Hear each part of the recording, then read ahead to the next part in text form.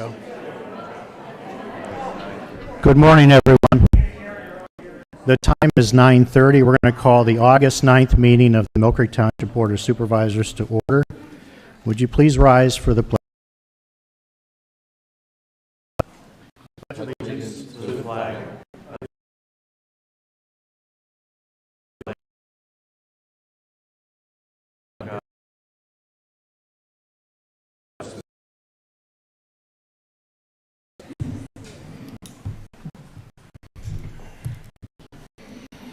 Mr. Shaw.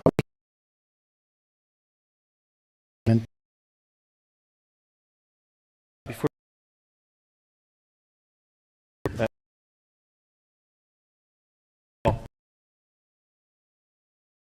upon a majority vote of the individuals present and voting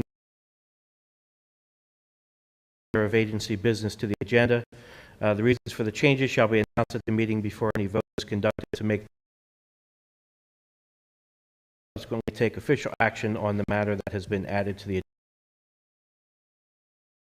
agenda on the agency's publicly accessible internet website, if available, and at the agency's principal office location no later than the first business day following the meeting at which the agenda was changed.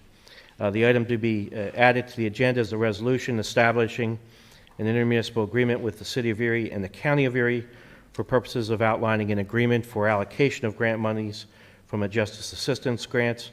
This came in the middle of the day yesterday. We did not anticipate it, but it needs to be approved. So I would recommend approving this amendment and adding it to the portion of the agenda after Resolution R35. So this would be Resolution R36. Thank you, Mr. Shaw. Does it require action at this point, or just? Yes. Okay. Need a motion and a vote. All right. Is there a motion to on the agenda amendment? I'll make a motion to Second. approve that amendment. Okay. Mr. Bach, how do you vote? I vote yes. Mrs. Clare? Yes. And I vote yes.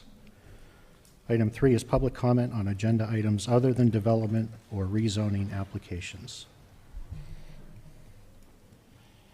Okay. Moving on to approval of the minutes from the July 26th regular meeting.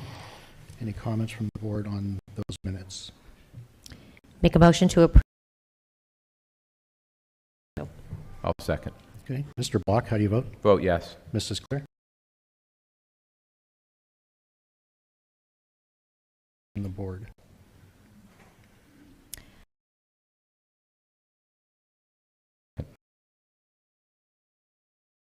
Mrs. Clare, 6 is bids and quotations.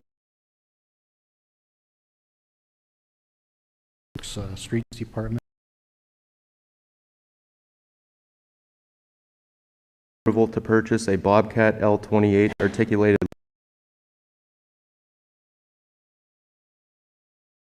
kit and a snowblower attachment for use on the township grounds and clearing of the Peninsula Drive sidewalk. One price was received from Bobcat of Erie for $43,070.63, and this is under CoStar's contract 44002080. Funds will be taken from the bridge and sidle budget, leaving a balance of $26,000.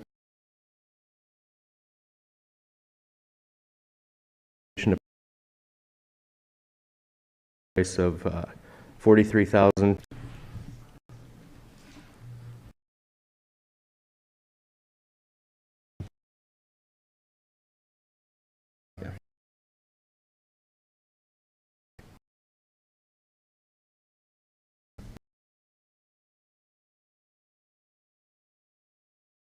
Yes.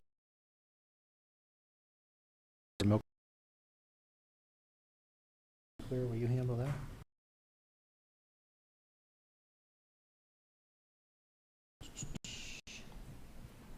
Why that wasn't coming up?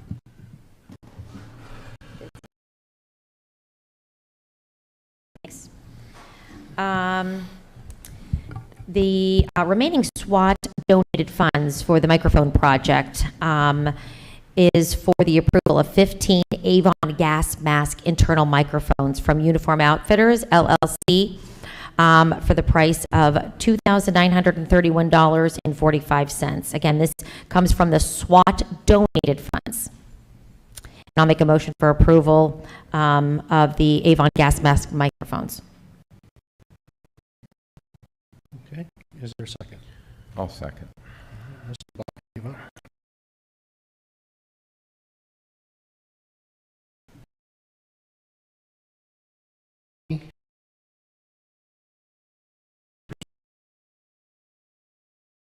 Yes.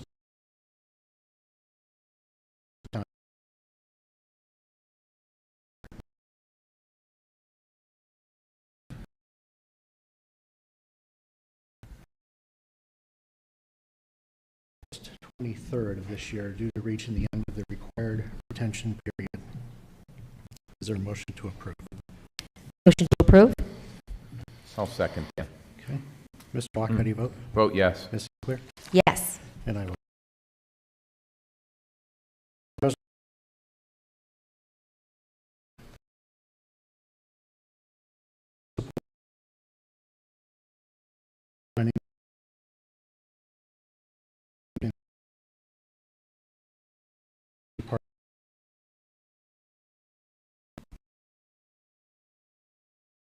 Assistant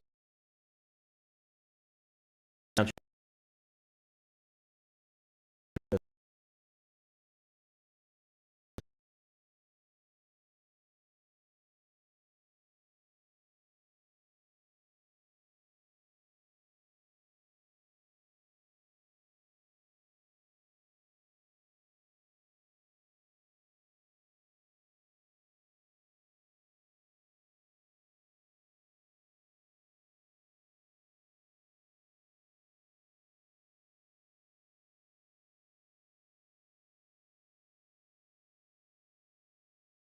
Yes, this is a resolution of the Township of Mill Creek, Erie County, Pennsylvania, establishing an intermunicipal agreement with the City of Erie and the County of Erie for purposes of outlining an agreement for allocation of grant monies from a Justice Assistance Grant. It's my understanding that the City of Erie was awarded this grant in the amount of $63,459 from the Department of Justice. The grant typically gets allocated between Mill Creek and the City of Erie equally, in which case each would be allocated $31,729.50. Again, I would recommend that this resolution be approved and the agreement executed. Thank you, Mr. Shaw. Any questions from the board? Is there a motion to approve this resolution? Motion to approve the RCAP application. I'll second. No, I'm This sorry, would be the- just real quick, that wasn't the RCAP application, it was the Justice Assistance Justice, Grant right. resolution. Oh, thank you very much. So we have a motion and a second. Mr. Bach, how do you vote? I vote yes. Mrs. Clear? Yes. And I vote yes. Next, item number 9, the RACP application for the Gateway District Development. Mr. Waldinger? Thank you. Good morning. Mill Creek Township was fortunate to be awarded $500,000 in 2021 RACP funding for the gateway improvements on West 8th Street, and we would like to thank the governor for recognizing the importance of this project. In order to leverage that award and to assist with bringing the full vision of the corridor improvements to reality, Planning and Development is looking to submit an application for the 2022 round of RACP funding. This would require the board to authorize Planning and Development to submit the application and for the chairman to sign a worker protection and investment certification form. It's my recommendation that the board authorize the chair to sign the required form, which is in front of you right now, which pledges that the township will comply with all applicable labor and workplace safety laws in relation to any use of the grant funds. I also ask that you authorize me in the capacity of Director of Planning and Development to submit an application for RACP funds on behalf of the township. Okay, thank you. Any comments or questions on this application? I just wanted to thank Mr. Waldinger for all of the work that you've done for the application. So thank you very much. It's we're keeping our fingers crossed, and hopefully it'll come through. Thank you. Is there a motion to approve? Motion to approve. I'll second Dan. Thank you. Mr. Bach, how do you vote? I vote yes. Mrs. Claire? Yes. And I vote yes. Item 10 is the FCC license renewal. Ms. Caparosa? Thank you, Chairman Olet. This involves the township has a number of radio licenses for public safety, and one of them is coming due for expiration on the 10th, so tomorrow. I have reached out to the FCC regarding how we're able to go about that renewal. It is at no cost to the township because we are a government agency. Per my conversations with Chief Height, we're not currently actively using these bandwidths, but if we let them expire, we lose them, and we'd have to reapply for them if there ever came a need for them. So this would just be whether the board wishes to renew them, authorizing me to go ahead with filing the renewal. Okay. Any comments or questions from the board on the FCC license renewal? Now I'll make a motion to approve the FCC renewal. Is there a second? I'll second. Thank you. Mr. Bach, how do you vote? Vote yes. Mrs. Claire? Yes. And I vote yes.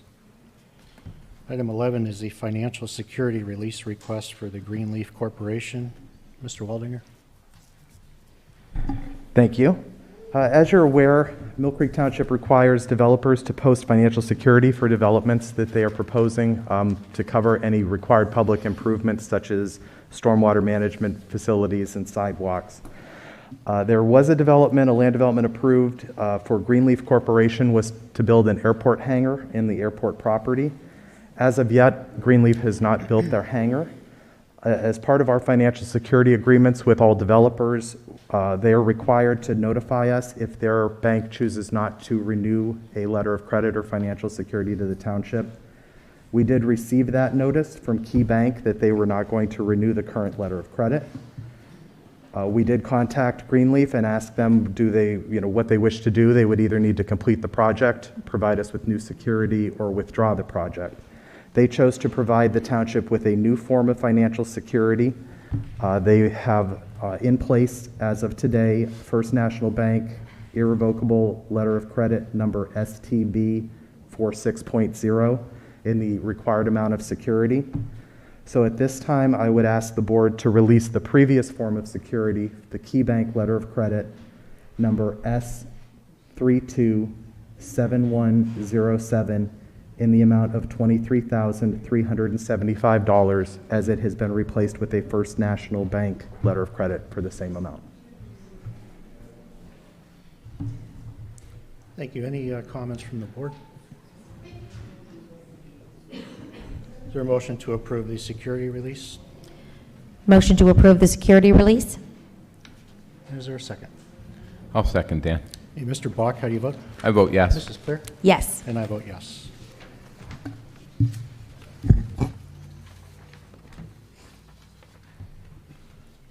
Moving on to communications, treasurer communications. Mark, anything? Nothing at this time. Okay. We have a hiring request for Parks and Recreation Department. Mr. Bach?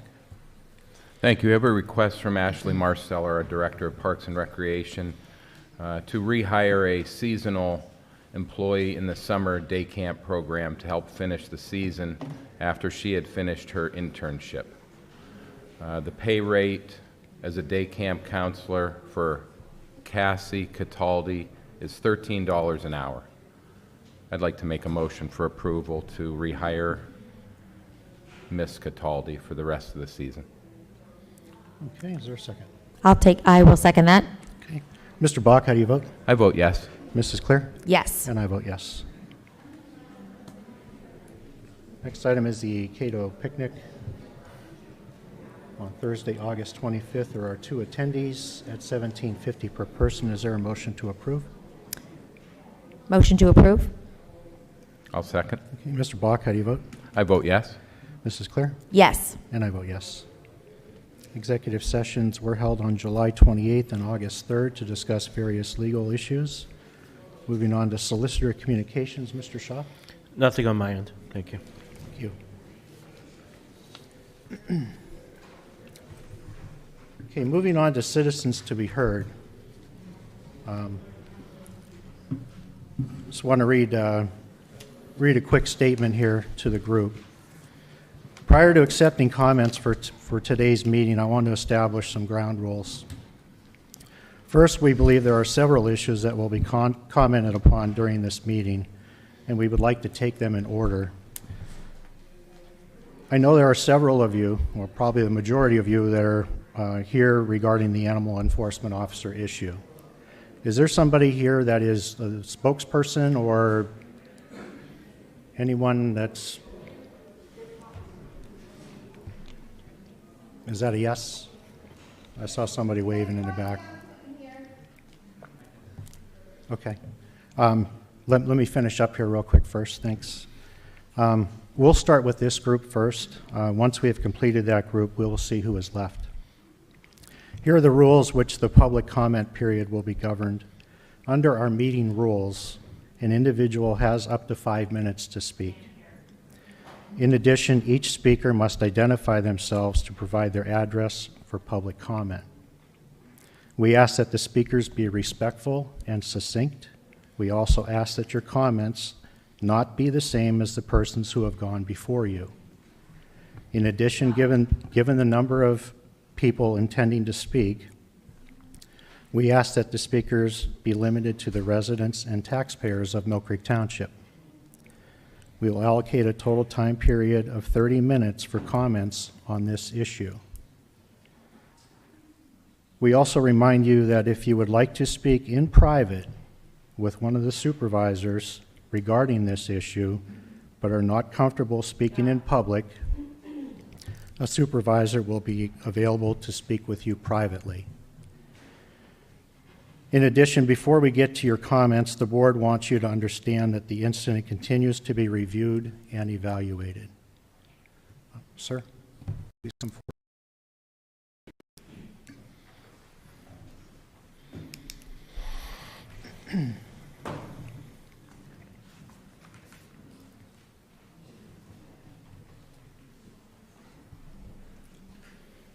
Thank you. Good. Thank you.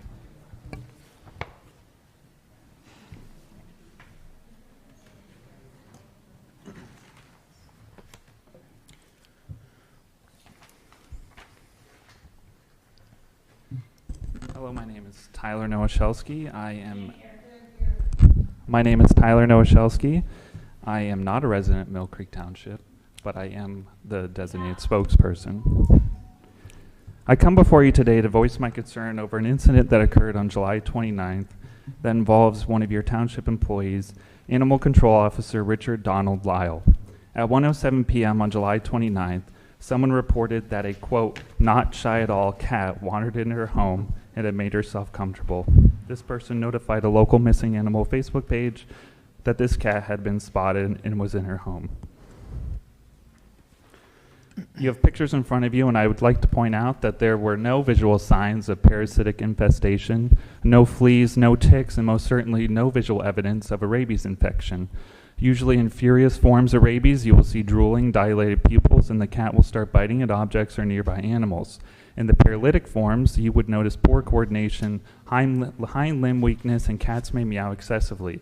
There were no reports that this cat had been walking abnormally or had harmed anyone or any animal. The cat appeared healthy and normal looking. At 2:34 p.m., a call was placed to Animal Control Officer Rich Lyle. At 3 p.m., he arrived on scene to the homeowner's house, and there is video evidence where the homeowner tells the officer, quote, the cat was very sweet, to which ACO Rich Lyle responded, quote, yeah, well. 39 seconds later, ACO Rich Lyle is seen taking the cat out of the homeowner's house by the use of a catch pole. The cat is seen violently thrashing around and can be heard screaming loudly. ACO Rich Lyle takes the cat back to his vehicle, all by holding it by its neck and noose. On Monday, August 1st at 11:15 a.m., someone reports that they are looking for this cat and that they went to the Erie Humane Society to locate the cat, but the Humane Society never received the cat. Also on Monday, it is reported that the individual that was looking for this cat went to Mill Creek Police Department and spoke with ACO Rich Lyle and his supervisor after not receiving a return call. According to this individual, ACO Rich Lyle admitted to using his department-issued handgun to take the life of this cat, and after doing so admitted to disposing of the cat in a dumpster. Mill Creek Township Ordinance, Chapter 8, Section 2 indicates that any animal that is seized by the animal control officer and the owner is unknown will be released to an approved shelter. Since ACO Rich Lyle, Mill Creek Township, or Supervisor Kim Clear cannot confirm where the deceased cat was disposed of, ACO Rich Lyle is also in direct violation of Pennsylvania Title 25 Environmental Protection, Section 243, Chapter 11. The carcass of a dead animal is not killed for food, shall be removed and disposed of by burial or incineration or other sanitary method within 24 hours of death. By law, according to the Rabies Prevention and Control Act of 1913 and 1929, Title 7, Chapter 16, Section 21, a veterinarian physician or public health officer who suspects that an animal may be infected with rabies shall report that suspicion to the Department of Agriculture. If ACO Rich Lyle suspected that this cat was host to animal-borne illness, as stated by Mill Creek Township themselves, it was euthanized based on these suspicions, where is the PA rabies compliance testing submission form sent to the Department of Agriculture, and on what date and time was this deceased cat transported to the rabies testing facility? By law, ACO Rich Lyle is commanded by the Department of Agriculture to subject this diseased cat to a rabies testing facility for an official rabies test. In speaking with rabies, there were 0 reported rabies cases documented in Erie County since the start of this year, and if you look at the United States as a whole, no human has contracted rabies from a cat in over 40 years, and only 2 human-related rabies cases have been attributed to cats since 1960. Although concern for public health is a prime consideration, the emotional value of an animal cannot be overlooked. This cat was clearly loved by those in the community, and someone simply wanted this cat to reach a humane shelter by means of an animal control officer. This township has some explaining to do, and an investigation should be conducted to determine not only if Animal Control Officer Rich Lyle's methods are ethical, but if he was even following the law. If you don't want to answer the public today, I am sure you will need to answer to the Department of Agriculture and the PA Department of Health.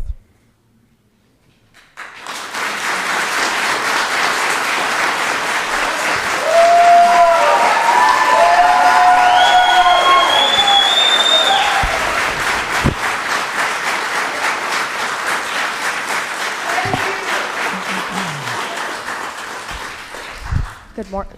Can everyone hear me? Good morning. My name is Nicole Leone. I am the Executive Director for the Erie Humane Society. I am also a resident of Mill Creek Township. My address is 3136 Morning Sun Court, and the Erie Humane Society is located at 2407 Zimmerly Road. So I'm here today as an advocate for the protection and appropriate handling of stray pets in our community. The Erie Humane Society has had a long-standing relationship that dates back clear to 2009 with Mill Creek Township.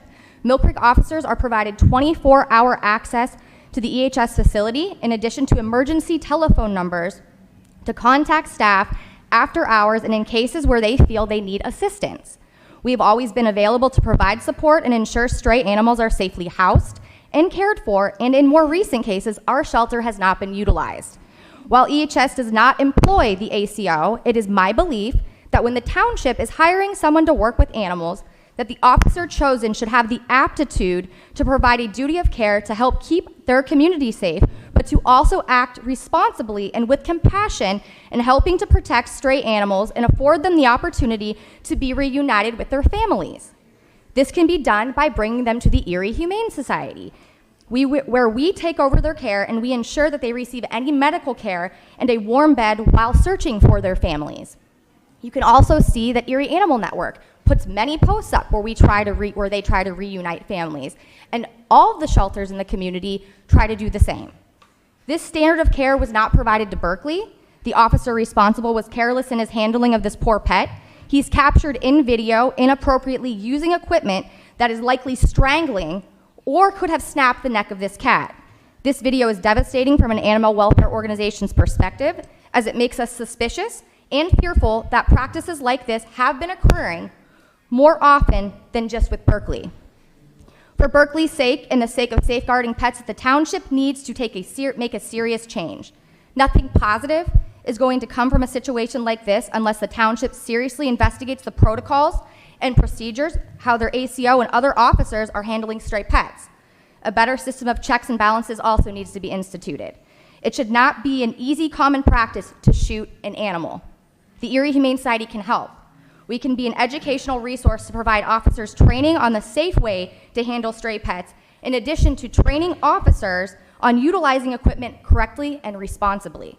We do not want our residents in Mill Creek Townships to feel as though if they call an ACO or an officer, that pet is going to have a death sentence. Thank you.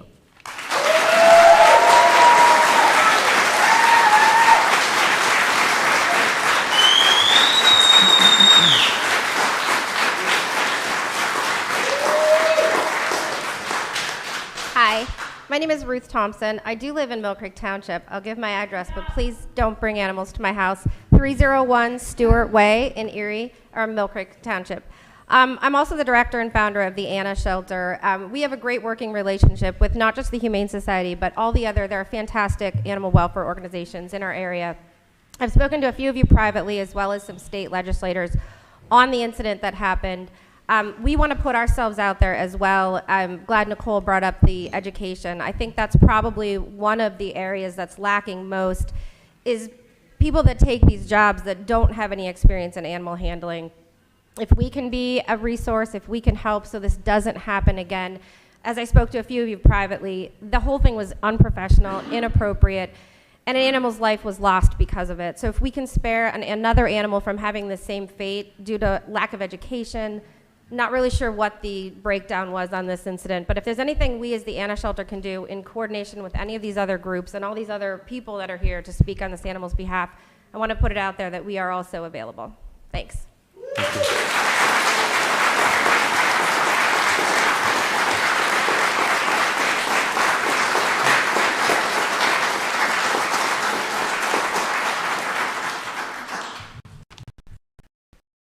Unfortunately, I may repeat a few things. My name is Mary, Morning. My name is Mary Grace. I'm the Executive Director of Orphan Angels. I am a Erie City resident, but I do work in Mill Creek at 5439 West Lake Road, Erie, Pennsylvania, 16505. I just wanted to touch a little bit more personally on the topic, but also I do represent the shelter.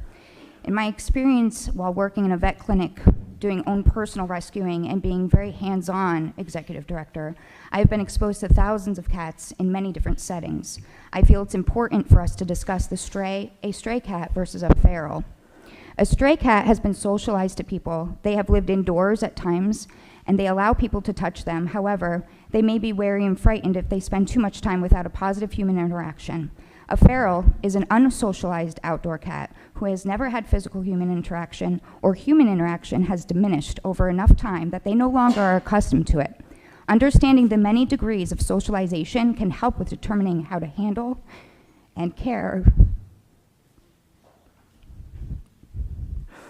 in the best way.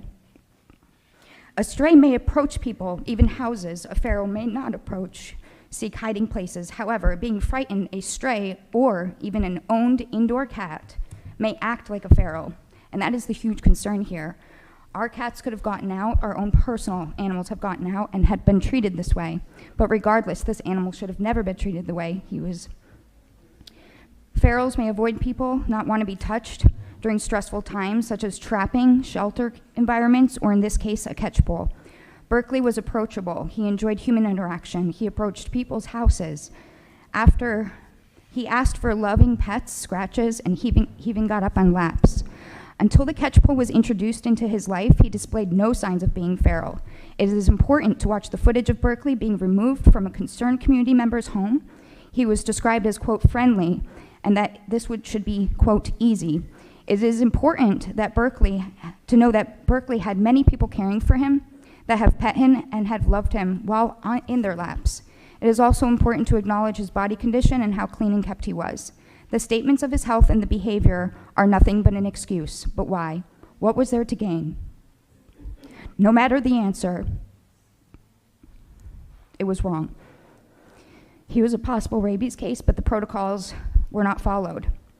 Were the people that were exposed to him recommended to go through the proper rabies protocols and contacted the health department. What body aftercare protocols were taken? A dumpster? This was just simply wrong.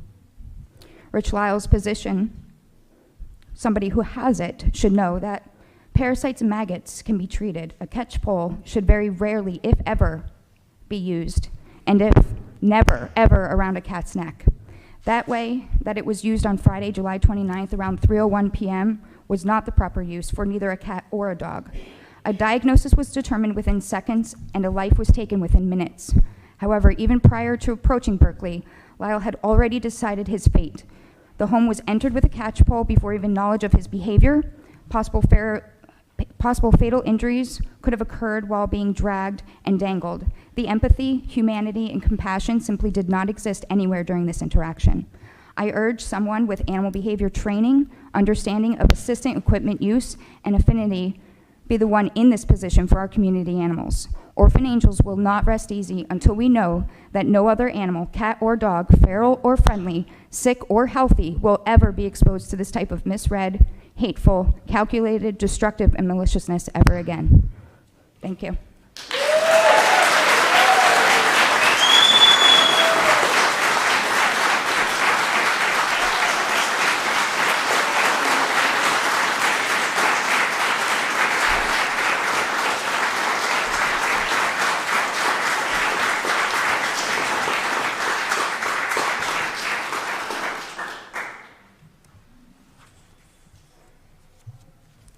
Good morning.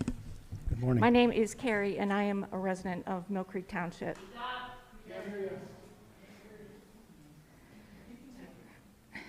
First of all, I've been asked a few times if I'm sick today. I'm not, but I do have an immediate family member that's immunocompromised. That's why I wear a mask.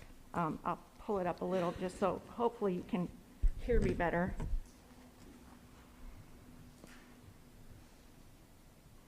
I'm here today to express my concerns about the animal control incident. Though much information has been shared already, what I have to say regards my experience with both animal control and rescue as they relate to the euthanization of this cat, as well as the disturbing accounts that were shared with the public. First and foremost, the amount of disinformation that was shared on social media should have been addressed by the supervisors long before this meeting was scheduled. The stories that were shared by multiple individuals were changed, so many times that readers were responding to each and every comment as though it were fact. Several individuals stated that there was one owner.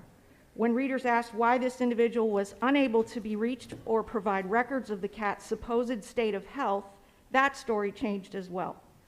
Another reader stated that they knew the owner and they were out of town for over a week on vacation and could not be reached. Another post stated that it was a neighborhood cat and that multiple people were taking care of and looking after it. Someone stated that the animal control officer said that he was taking it to the Humane Society, but could not provide proof of how exactly that quote was obtained from the officer. A majority of posts insisted that the cat was healthy, but admitted that the cat was a stray and that no one had taken it to a veterinarian or a care center to establish ownership or responsibility of any kind. Another stated that a neighbor's cousin had intended to take it to the Humane Society, but they didn't get home in time, so the individual whose house the cat entered uninvited called animal control to remove the cat after allowing it to stay in her home for several hours. The very first photo that was shared of this cat, taken before the incident, showed the cat had a wound on its face, which was later replaced with other cat pictures, particularly after it was said that a lieutenant from Mill Creek Police Department told a caller that the animal control officer said that he reported the incident in full, to include the cat had injuries, infection, and parasites present. The end goal and results of these posts appeared to solely support an end game of getting as many people enraged by these allegations and to discourage and threaten others who might have a different viewpoint, and to come here to argue facts for an incident where none of them were present to witness firsthand. For as many people want to sit here and claim that they cared for this animal, not one person stepped up to look for it, claim it, take it to a veterinarian, get it vaccinated, be responsible for its whereabouts, or any other level of concern that might suggest responsibility. There is a saying in feral cat and animal circles that states, if you feed them, you breed them. Feeding stray animals is a guarantee that an animal will not stray far from that food and will in fact attract other wild animals of the same breed and others to multiply in that location, often creating both a nuisance and a threat to neighboring properties, people, and pets. Feeding and taking pictures of an animal do not constitute proper care. In the case of cats, the only thing close to proper care for unowned cats are trap neuter release colonies that are managed by established nonprofits. I would like to suggest that the township consider an ordinance delineating ownership responsibilities and that citizens be held accountable for those ownership responsibilities if they make a choice to feed them and encourage stray cats and dogs to congregate in any area.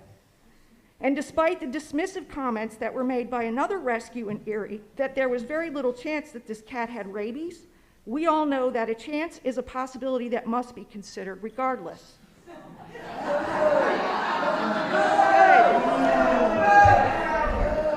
What was not mentioned, Please be respectful. I would like to be heard. Everyone has a chance to be heard here. Thank What you. was not mentioned is that every professional knows that rabies can in some cases present with unusually affectionate behaviors. It's my turn to talk. It's my turn. Order, please. It's my turn. Excuse me. Please let the woman speak. Insisting that the cat was healthy and therefore could not have rabies is about as short-sighted as saying that healthy people can't get COVID and they don't need vaccinations either. Secondly, I'm not going to get my time. Secondly, this is important, I would like to discuss the township's use of its one animal control officer. Prior to his tenure, the township did not respond to calls about cats. I called a couple of times over the years, and it just was not done. And the reason that I was told was that there was not enough resources. That was disappointing, but the reasons were understandable. Now, not only does the township insist on sending their one officer to all calls about cats, but have established a contract by which his position is used for transport to the Erie Humane Society. While I think responding to stray calls for cats is nice, I think that the original reasons for why it wasn't done are very much still a problem in Mill Creek Township. My concern is that with only one officer, this job cannot be done in a timely or effective manner. Nor does he have all of the training, tools, and equipment that he should have to handle these kinds of calls. In addition, in all the places that I have lived over the years, I have never seen animal control officers contracted to assist with animal rescues. I feel that it's a direct conflict to his primary job, particularly in the case where a stray animal presents a health risk or a danger to residents or other pets. Okay. Thirdly, Gary, your time is up. Thank you. Thank you. There's more. I know. Thank you. I would like more time because I was interrupted. We did establish, excuse me, we did establish a 5-minute rule. You went over, we gave you an extra allotment of time. Your time is up. Thank you. That's because I was interrupted. How much time? You have your 5 minutes. Thank you. Okay, please be respectful. Thank you. Good morning. I will keep this brief. I am a Mill Creek resident. I live on Robin Hood Lane, and I'm on the board of directors of Erie Animal Network. I feel I need to respond to the last speaker. Erie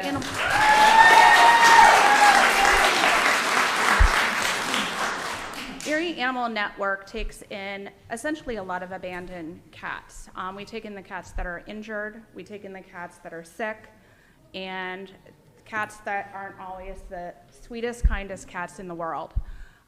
We've handled, over the years, probably 5,000 cats. At no time has any of them been injured or killed with a catch pole. We use proper protocols, we have training, and we do the best we can. A cat is not, it is absolutely inappropriate for a cat to be shot for parasites, for fleas, or anything like that. In my role as the on the board, I also oversee the medical care of the animals as well. I used to be, I'm an attorney now, but I was a veterinary technician, and I can tell you there's no way that this animal control officer looked at this cat and could diagnose it with rabies, diagnose it with parasites, and say it was so flea infested that it needed to be put down.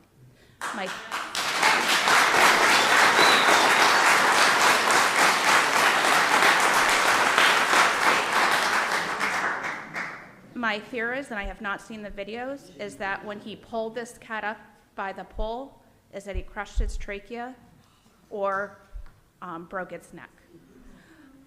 That is devastating. That is not a way for an innocent animal. I don't care if it's feral, if it's a cat with rabies or any other cat, that is not appropriate. A cat, when you're trained as a veterinary technician or animal handler, you're trained that a cat is always going to fight back when you handle it. They are not like a dog that will eventually submit. A cat, that is their instinct. So when he took that pole, put it around its neck, the cat did everything it could to fight back. And the one thing that I find a little bit upsetting is that I know that there is training for humane officers and other officers, but I'm concerned about the training that this officer and others get regarding the handling of cats. What I could find, and I know this just from my own training, is that catch poles are not used on cats, or they're used very rarely. The closest I could find, because I don't have a lot of time, I have a lot of practice, was Kentucky has an animal control training manual, and I'll just give one copy. It clearly says do not lift an animal off the ground, period. This is from the Kentucky Animal Control Advisory. Thank you. His standard, he fell below the standard of care when he did that to that cat. Plain and simple. Not bringing, if the cat had rabies, not as that gentleman stated, clearly the cat should have been brought in for testing. Even if you thought the cat had rabies, the cat can be observed. Erie Humane Society would have had space to do that. Erie Animal Network has a space to do that. Everything possible went wrong with this cat. We implore you as a community to do something. I'm a cat owner, I'm a dog owner, currently a temporary tortoise foster. And I am terrified if one of my animals gets out, what this man is going to do to them. That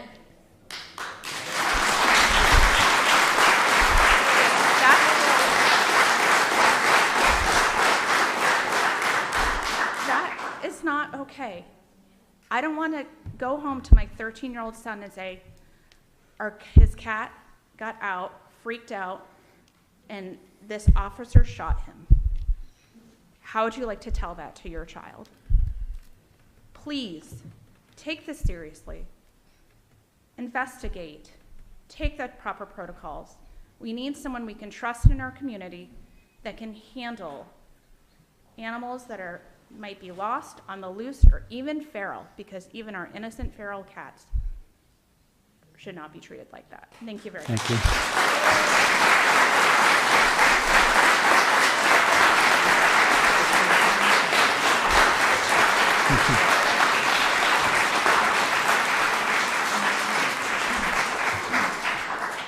Ma'am, before you get too far, what is your name for the record? Andrea Amicangelo. Thank you, Andrea. Good morning. My name is Patricia Eichen, and I live in Washington Township, which is outside of Edinburgh. I am here today to speak on behalf of myself as a volunteer with the Anna Shelter for 10-plus years. Ruth may tell you it's more than that, and maybe it is. I lost track. I am here also to speak on behalf of the volunteers of all the rescue organizations. We give of our time and our compassion and our love to help these nonprofits to bring in these stray animals who need compassionate care. They need rescued, rehabilitated, and rehomed. We are there to help these animals. This whole incident sickens myself as well as the Erie community. As a volunteer, I will not stop helping animals because that's who I am. That's who I am as a human and as a compassionate person. Please, please do what is right for the animals in this community. Thank you.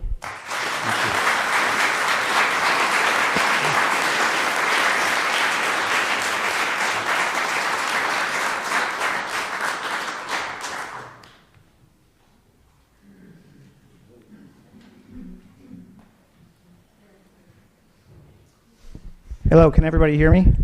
Yes. Hi, my name is Eric Duckett. I'm the animal cruelty officer at the Anna shelter. I cover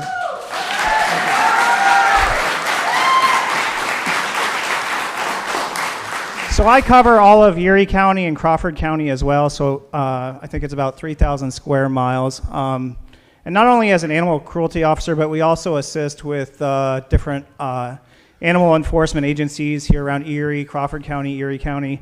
And I think it's important to say that animals that are strays, stray dogs, stray cats, these are not your animals that are in your house. They're not running around wagging their tail. Even house cats, they'll hide from strangers. But it takes a lot of compassion to deal with these animals. You're not just going up to an animal that's running down the street and you're not just going to catch the animal. So the approach that he took when he went into that house was wrong. His attitude from the very beginning was wrong. He had no compassion for that animal. He basically gave the woman, the middle finger when he went there. If I was in his position, I wouldn't have even pulled my catch pole or my rabies pole or my come along out of the car. That's always last case scenario. Especially with a cat. I think in the 5 years I've been doing this job, I might have used mine 3 or 4 times, and that's always in extreme feral conditions with cats that are, it's last case scenario to catch an animal. In fact, I probably would have asked the woman, had I went to pick up that cat, hey, that cat's friendly with you, would you mind trying to put that cat in the carrier for me? Because the cat will react differently to me than if she's used to that animal. So that's something, I'm more than willing to spend some time. If you guys need some assistance helping train somebody, I'm more than willing to give my time. I'm willing to work with other shelters who are willing to give their time on how to deal with these animals, how to catch an animal properly. It's certainly not to lift an animal up by its neck. So. Thank you.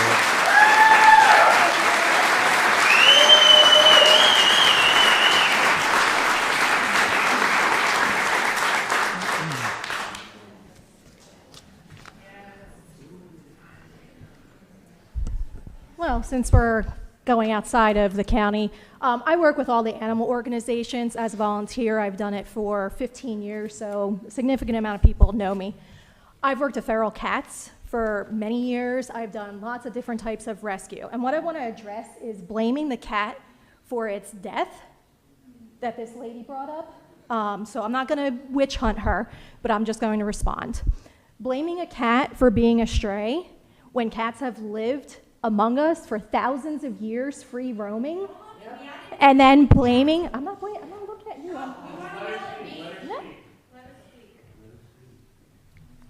Blaming a cat for doing what it does and being free roaming among us and taking the weight off of a person who has very little empathy and this job is just, it's been very taxing on my brain about this.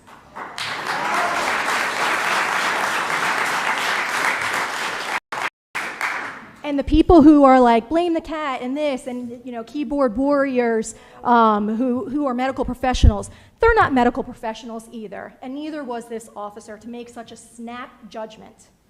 I question whether this person has the ability to even work with cats, because to me it seems that they had hatred already walking into this situation.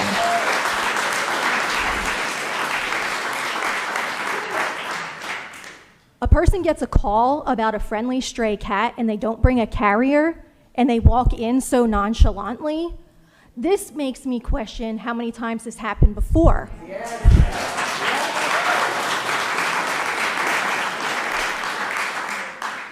And to discuss about ferals and breeding, there are so many volunteers out there trying to help curb the population so that we have less euthanasia in the shelters, not euthanasia at a dumpster with a gunshot wound to the head.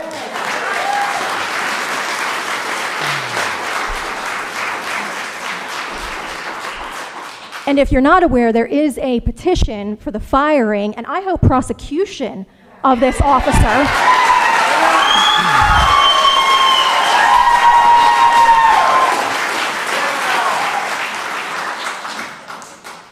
So for every person that you see here, there's probably 25 signatures. So each person here represents, minus this one lady, each person represents 25 people who are concerned, who know about this case.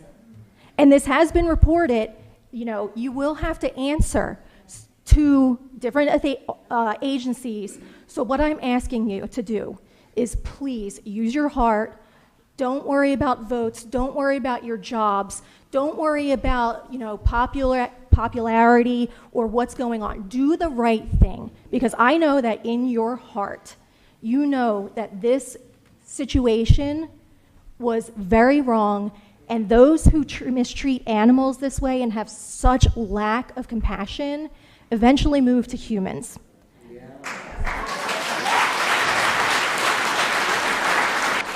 So let's please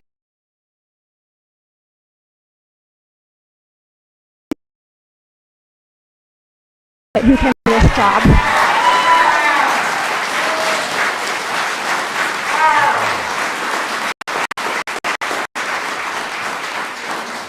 And for the record, my name is Dorothy Butala. Thank you.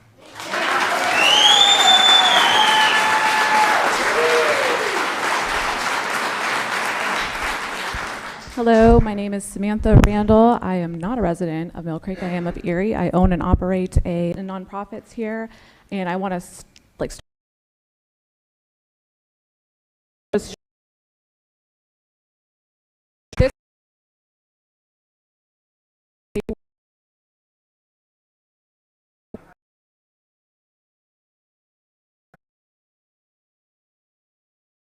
type is sadistic and disturbing, and this is an isolated incident that we have proof that we've seen this. So I want to know on how many other occasions did this happen with this person, that people, they may not be as compassionate as I am or as enraged as I am, that he's done this to multiple animals. He needs to be fired, because this is going to happen again. And myself and all of I donate to religiously to support and help them in any way possible. They have the funds, the means, and the people that can be facilitated, like in the human world. There needs to be a social worker that comes in before the cops come in to prevent certain situations, to calm people down, talk people down. A task force needs to be the same implemented in this, where you call a shelter person that's on a task force to come in if this man who somehow retains his position is out there and out and about, taking animals' lives because he believes that he has the power to do so. We need to have people that know what they're doing, because I just feel that whoever you hire next, I need to know what type of training they're receiving, because if this ever happens again, that's you're going to get a big problem.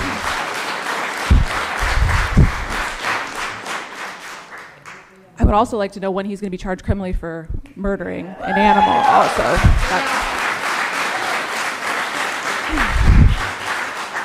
I have sheltered and rescued and fostered multiple animals in my life. I do it day in and day out. I started my business simply to help all the animals, to save them all, to end speciesism, to understand that they all deserve the same compassion and equality that we receive. But in this township, that was not held the same really as humans, and I need something to be done about this, because if nothing's done about this, you have thousands of people that are going to demand something to be done about it regardless. So. Thank you.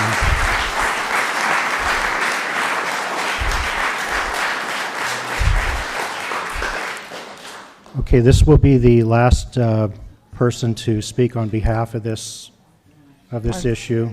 My name you is can Albert decide Smith. who's going to speak. My name is Albert Smith, and I'm a retired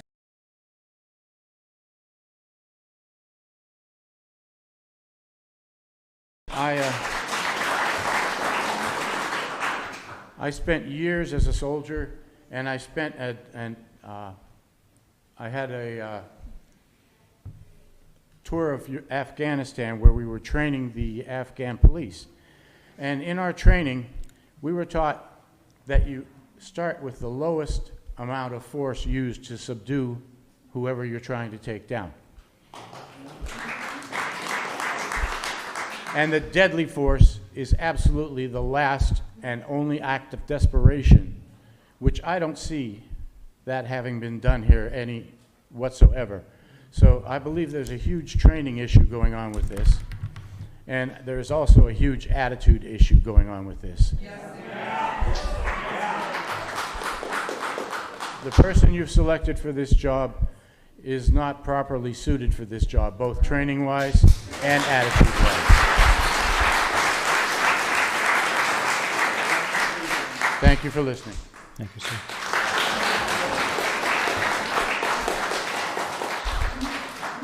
This will be the final comment on this. People here that were involved in the actual case that would like to speak, if at all possible.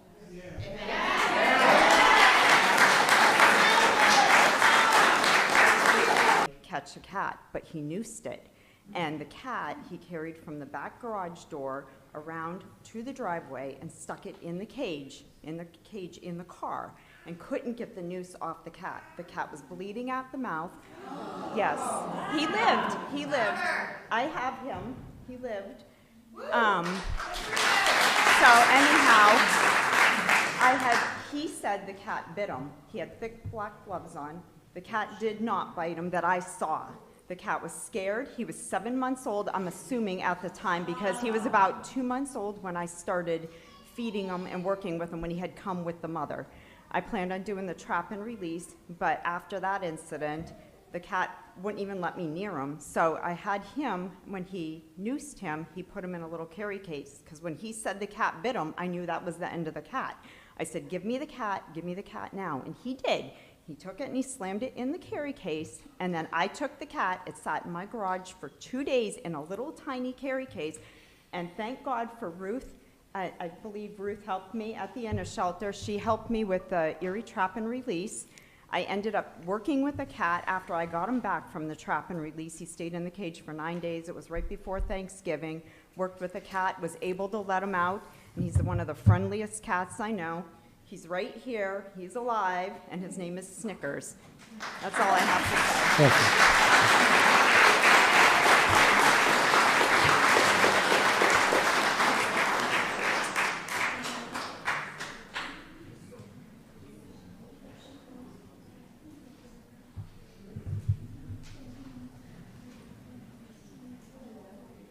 Hi, my name is Haley. I live on Berkeley Road. I'm the one that called the officer. You're all right. Haley, we love you. Speak up. When I called with the intent that he would be taken to the Humane Society. That is what it says on the website. When I called, they said there's an officer on call. We will send them to your house. I made sure, because before I called, I looked to see if I could take him myself. Unfortunately, they were closed for cleaning that day. That is why I could not. I made sure, I said, you're going to take him to the Humane Society. That's what's on your website. I got the response, yes, we have keys. When the officer came to my house, I opened the door. I said, the cat is very sweet. I offered to carry that cat into the car. He would not let me. He said, no, I do not want you to get hurt, which I understand if that's your procedure, but I offered.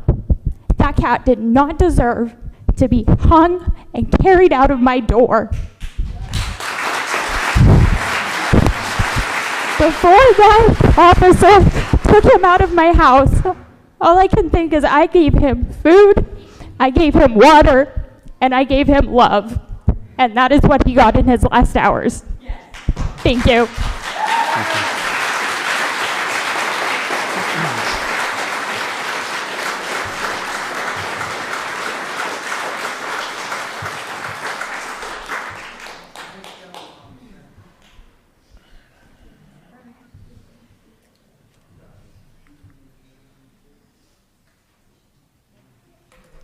Hi, my name is Candy Weigel.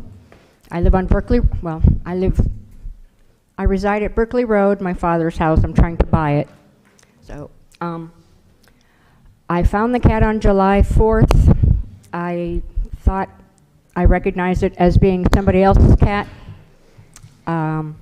So, it was very friendly. I picked it up, I fed it, and I put it in a crate, easily went into the crate, and I went down to 32nd and Evanston where there was a poster, called the number on the poster, and left a message, and I got a text back saying, I found my cat a while ago. So I took the cat back home, and I cared for the cat for about 2 weeks. My two neighbors that are co-owners of the cat, co-caretakers, helped me with the cat after they came home from vacation. They were both gone. So the first 2 weeks that cat was around, he was in and out of my house. He doesn't like to use the litter box because he's not neutered yet. So I have my father's residence and I have my residence, and I needed to pay my taxes by the end of August. There's a reason I'm telling you this. I'm a retired DOC employee. I get paid once a month, and I knew I was going to have to pay my taxes. Therefore, I was going to have to wait till August to make an appointment to get this cat neutered and everything. But I was taking care of this cat. That's why I was called the owner of the cat. But I also have dogs, and when Jen, my neighbor, got home from vacation, I met Jen for the first time.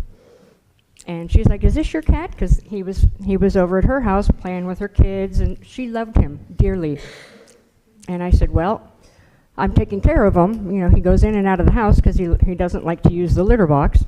But he's staying right by my house. I'm feeding him, and he's there every day. But I did have him in my house. He would take naps on my computer, naps on my table, and my dogs were outside all day. And like I said, I'm retired, so I was home. Anyway. So she was going to take the cat, and I was going to pay for his neutering and whatever else he needed. But one day, we overlapped, and we both weren't home. I had to go away and teach a band camp, and she left for vacation before I got home. And I saw the cat on Facebook at 3:56 or something, and I went right to that shelter that night because band camp ended. And they were closed, so I went the next morning, and what was her name? Robin told me that the cat never made it. So I called Milford Police, and they gave me an incident number and the voicemail of the animal control officer, and I called, and he never called me. So I came here Monday morning and paid my taxes on 2 properties, my own and my father's, and asked to see him, and they called him back from the road, and talk about misinformation. Yes, misinformation. There's a lot of misinformation on Facebook. Some of that stuff was not completely accurate. But the first thing he told me was, there were no inquiries on this cat all week. And I said, the post was only put up less than 24 hours. You know, it was up like 2 hours before you came and got him. And he said, well, he was seen at Atlantic and he was seen at Ellsworth Avenue. And I'm like, no. And I remember Ellsworth because there's another cat. I said, the Ellsworth cat looks just like him. It could be a sibling. I said, but that's a female named Maggie. So I made a comment on Facebook. And he says, well, we can't have cats roaming all over like that. And I said, he didn't roam. He stayed right in my, you know, right in my area. Right. He was on my front porch every morning. And I had him in my backyard. I had him, you know, he was with me at all times. And then he says, well, he didn't have a collar. And I said, don't most stray animals slip their collars? And then he said, well, he hissed at me and he was aggressive. I said, well, he weighed like 6 pounds. He was not even, you know, he was at that lanky kitten stage where they just, you know, their legs get long and they get cute and skinny like a string bean. And he says, well, he was filled with fleas and ticks and he had maggots in his ears. And I'm like, no, that's not my cat, no. And I said, I don't believe that's our cat. Nope. And he says, well, he was sickly. And I said, well, so where is he? He says, I had to euthanize him. I said, no, you did not. And he says, I had to. I was floored. I was in shock. I didn't know what to do after that. Actually, I went and paid my taxes afterwards, and I'm like, I don't want him to get any of this money. Nope. I was disgusted. So, you know, he represents, I mean, he works with people. Well, you know, he's the bottom of the chain. He needs to be, whoever is in that position needs to have our trust. And you guys, you know, you're the top of the chain or whatever. If we can't trust him, we can't trust anybody in between. But you represent him. So the trust starts at the bottom. Please do the right thing and get rid of this guy. Because I think he's gun happy. He likes to, you know, he must be a good shot. Thank you. Thank you, Kelly.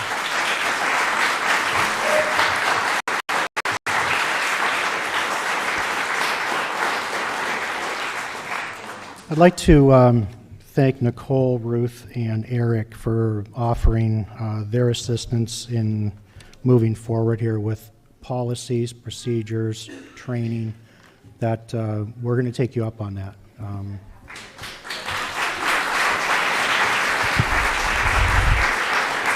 This Board of Supervisors is dedicated to resolving this incident and making sure that this does not happen again. I want to thank everybody for, whether you spoke or if you're just here in attendance, thank you for your commitment to improving a system that apparently needs some improvement. So thank you. Thank you.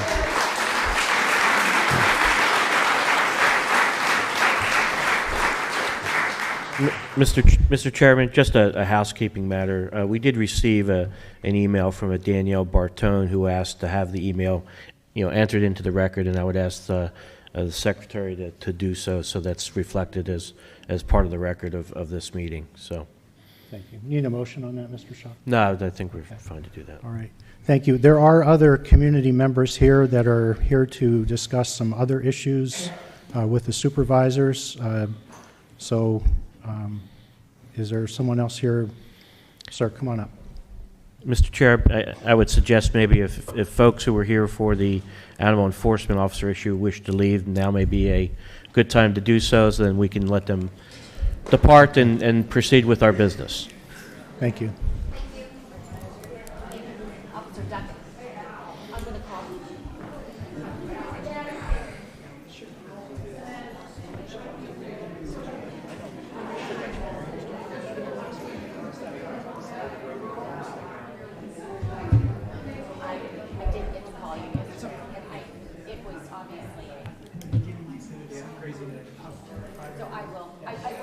Every intention of calling everyone back. No problem.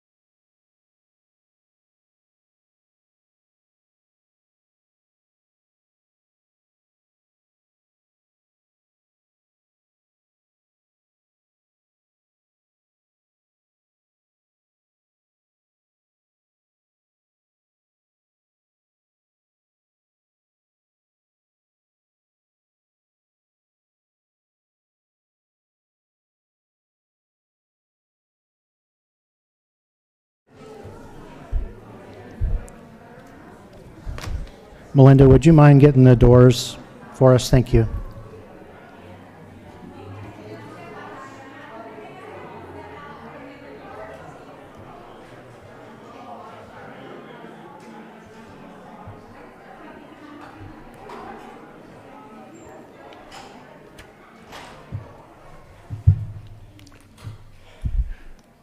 I'm Mike Umpleby, 165 Pinehurst Drive, Cranberry Township, PA 16066.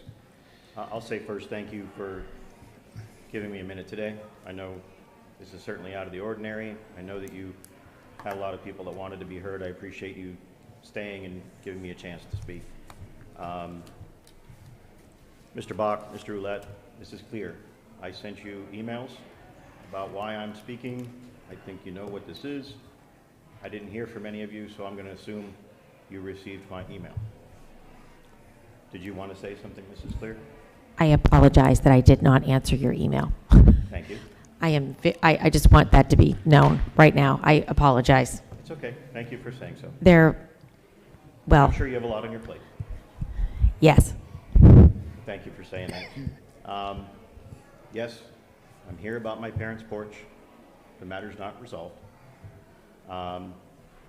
It's been 9 weeks since my parents sent a certified letter to this board requesting the return of their $1,000 that they paid for a zoning hearing board meeting concerning the porch. As far as we're concerned, none of you has responded to that request. That letter was sent following comments that my family made at the supervisors meeting on May 24th. After all that has transpired over this, I would think that a response from you is warranted. I will remind you that the zoning hearing board meeting was necessary only because Matthew Puz ignored plain language in the zoning ordinance that specifically allowed for the porch that my parents wanted to build. He cited conditions in the saldo that had nothing to do with this, nothing. It should have been an easy, yes, your application is approved, it's $50, thank you very much, have a nice day. It wasn't. That was 18 months ago. So the only thing my parents could do was pay $1,000 to appear before the zoning hearing board. The zoning hearing board and its advisor also ignored the points that we made, that it was plainly allowed. They were rude, confrontational. Jim Perhax mocked me for making the points that we made.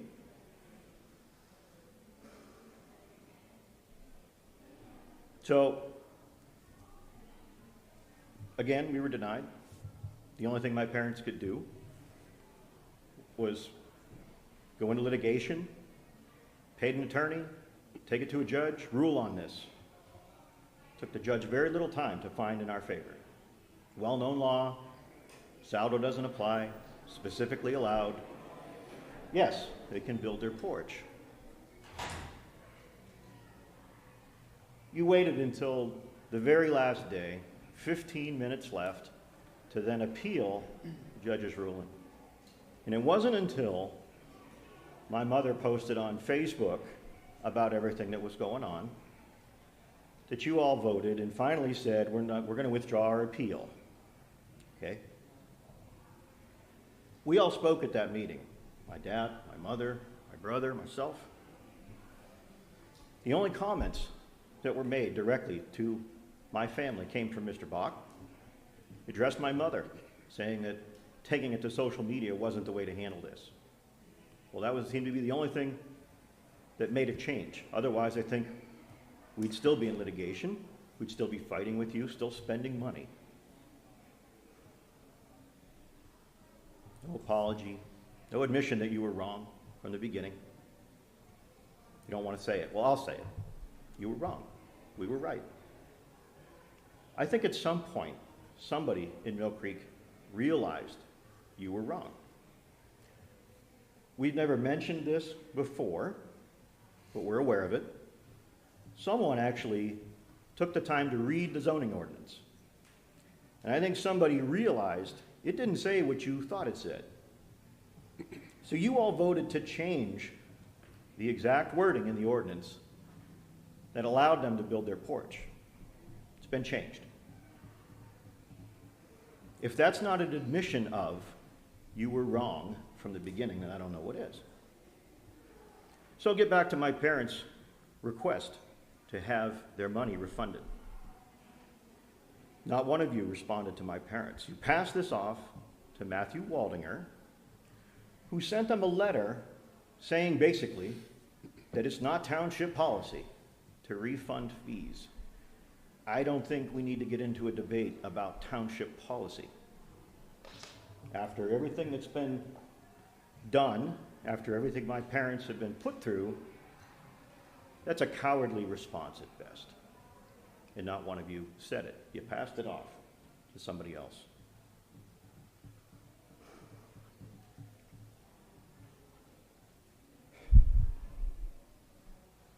My parents deserve to have their $1,000 refunded. They also deserve a response from you supervisors. You seem to think that because they finally got the permit to build their porch, that this is somehow over. It's not. For us, it's just starting. We waited and waited for litigation to be gone through the process. We waited, spent thousands of dollars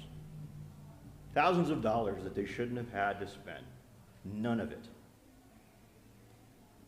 We can't pursue Mill Creek Township for the litigation fees. We've looked into it. We can't. That's a shame. But what was right was right. They knew they were right, and they were going to prove that they were right. You can't give back all the time that you have stolen. They should have been sitting on their porch this morning, and yet here we are, still talking about it. You squandered $24,000 of taxpayer money on litigation that wasn't necessary. All Mr. Puzz had to do was say, you're right. The zoning ordinance says exactly what you want to do is okay, but that didn't happen. I think giving my parents their $1,000 back is a small price to pay for Mill Creek Township. My father's right there. Say something to him. Apologize. Admit you were wrong. Do you have any idea what my family has been through over this? Any idea at all? At the zoning hearing board meeting, Mill Creek Township had 3 attorneys in the room. Not one. Not one. Thought for a second, hey, he might be right. We were laughed at, ignored. And yet you don't respond to him. Doesn't he deserve it? Anything? I think he's waited long enough. You owe him at least $1,000. Spent $7,500 more to fight you in court over something that was so simple. Wasn't it simple? Give him an answer. Admit, you were wrong, all of you, from beginning to end. You're either all incompetent or all complicit. You were wrong.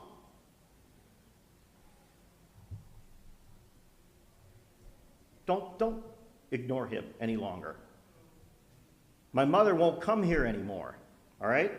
The house is divided. She won't come here anymore. He won't let it go, and I'm not going to let it go. You will never fully understand what you put my parents through. And if you're not going to address this, then I'm going to make sure that the public is aware of it. I haven't done that yet, but we have documents. There's videos of the meeting. I hope maybe one of you went back and looked at that meeting. I'm assuming you didn't. But there's documents for everything. I don't have to make stuff up. You all wrote the story. All I have to do is share it. It's all true. I got documents for everything. Don't wait another day to say you're sorry to that man. Give him back his money. Let us bring closure to this, please. I'm asking you. And I thank you for hearing me today. And I hope that I don't have to come back. But I will. I don't live here. I drove 120 miles to be here today. I'm not going to hide behind the computer sending you emails. That's not going to happen. This is important to me. It's important to my family. Please, do something. Don't just ignore them. Thank you.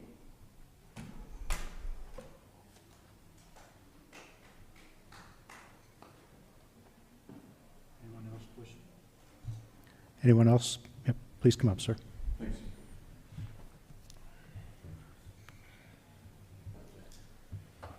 My name is Rob Umpleby. I'm a Mill Creek resident. I grew up in Mill Creek. My children go to Mill Creek schools. My fellow Mill Creek residents, those present at the meeting today, those watching this live streamed, and those who may follow a YouTube link in the days ahead. I'd like to make you aware of a few facts about our township and let you decide what, if anything, to do about it. In 2021, two Mill Creek residents of 40 years, Bob and Kathy Umpleby, wanted to build a porch in front of their home. They applied for the permit to do so. Their permit was denied, confident that they were in the right because they knew the ordinances of this township, they knew the relevant law.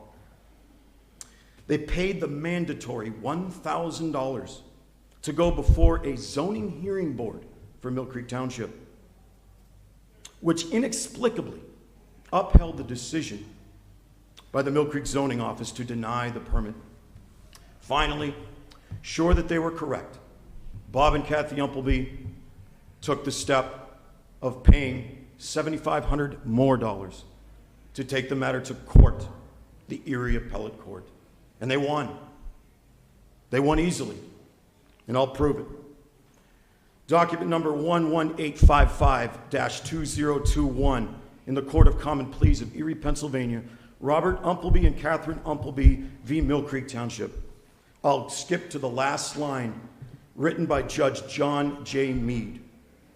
The court finds that the board's adjudication, the board meaning the zoning hearing board for Mill Creek Township, the board's adjudication was not in accordance with the case law, nor supported by substantial evidence. Appellant's appeal is granted.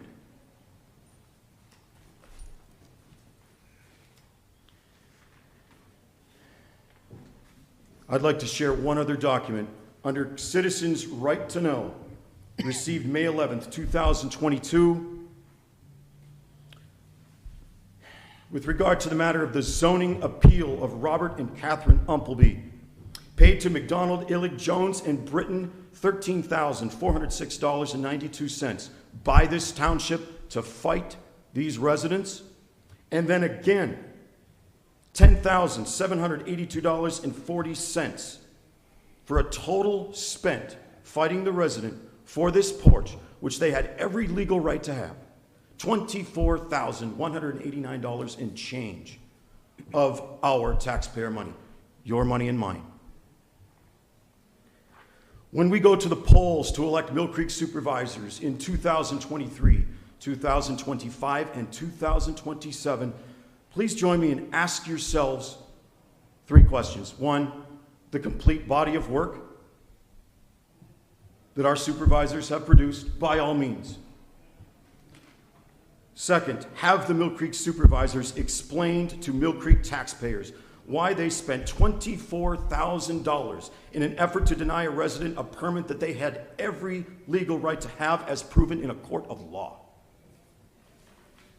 Is Mill Creek Township still charging its residents $1,000 to appeal an initial decision from the zoning office, even if that decision constituted an error of law? Has Mill Creek Township returned to Bob and Kathy Umpleby the $1,000 that they paid to the township to fight for their legal right to simply build a porch? Thank you very much for your time.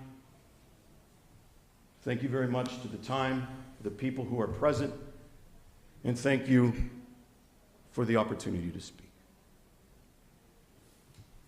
Thank you, sir.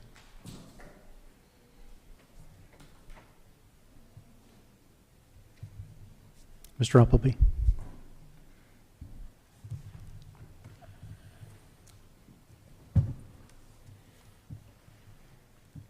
My name is Robert Umpleby.